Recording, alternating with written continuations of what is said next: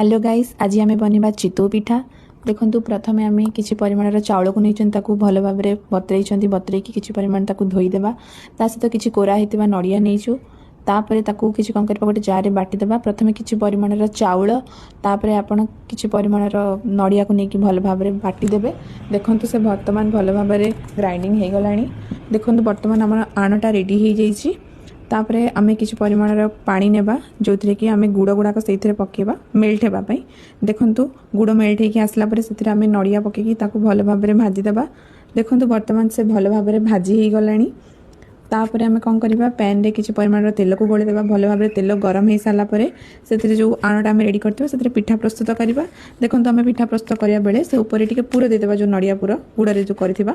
किसी टाइम ताकू ढांकीदेवा। ढांकिला देखो से भल भाव में पिठाटा आमर रेडी हो गला। बर्तमान आम चितौ पिठा रेडी हो जाए। वीडियो भल लगे लाइक कमेंट शेयर करूँ।